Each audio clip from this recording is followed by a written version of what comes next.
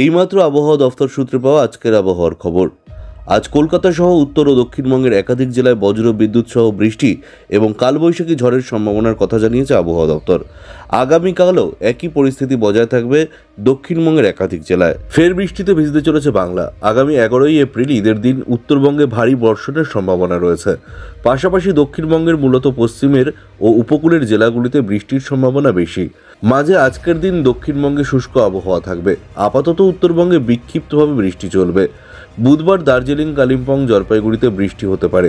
অন্যদিকে বৃহস্পতিবার দার্জিলিং, কালিম্পং, জলপাইগুড়ি, কোচবিহার ও আলিপুরদুয়ার জেলায় বজ্র বিদ্যুৎ সহ বৃষ্টির সম্ভাবনা রয়েছে। ঈদের দিন উত্তরবঙ্গের সব জেলাতেই বৃষ্টির সম্ভাবনা রয়েছে। বজ্র বিদ্যুৎ সহ হালকা থেকে মাঝারি বৃষ্টি, কোথাও কোথাও বজ্রপাতের আশঙ্কা রয়েছে। দার্জিলিং, কালিম্পং এবং জলপাইগুড়ি জেলাতে অপেক্ষাকৃত বেশি বৃষ্টি হবে এবং একই সঙ্গে 30 থেকে 40 কিলোমিটার গতিবেগে দমকা ঝোড়ো হাওয়া বইবে। শুক্রবার থেকে রাজ্যে সার্বিকভাবে আবহাওয়ার উন্নতি হতে পারে। সেদিন থেকে পরবর্তী আর 72 ঘন্টায় বৃষ্টি না হওয়ারই সম্ভাবনা বেশি। সেদিন থেকে পরবর্তী 72 ঘন্টায় বৃষ্টি না হওয়ার সম্ভাবনাই বেশি।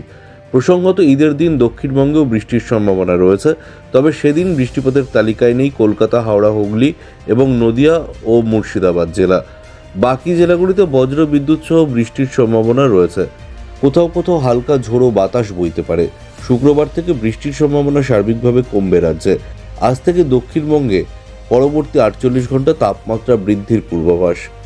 কলকাতায় দিন ও রাতের তাপমাত্রা আগামী 48 ঘন্টায় বাড়বে। কাল রাতের তাপমাত্রা 25.9 থেকে কমে 24 ডিগ্রি। আজ তা ফের বেড়ে 25 ডিগ্রিতে পৌঁছবে। কাল দিনের তাপমাত্রা 30 থেকে বেড়ে 33.5 ডিগ্রি। আজ তা 34 ডিগ্রি অতিক্রম করবে। বাতাসে জলীয় বাষ্পের পরিমাণ দিনে 88% এবং রাতে 40%। চলতি সপ্তাহে আর বৃষ্টির সম্ভাবনা প্রায় নেই বলেই ইঙ্গিত দিয়েছে আবহাওয়াবিদরা। আপনি দেখছিলেন news all Times YouTube channel. ভিডিওটি ভালো লাগলে অবশ্যই ভিডিওটিতে একটি লাইক করবেন এবং পরবর্তী খবরগুলো সবার আগে পেতে আমাদের ইউটিউব চ্যানেলটিকে সাবস্ক্রাইব করে পাশের নোটিফিকেশন বেলটি অন করে দিয়ে চ্যানেলটির সঙ্গে থাকবেন।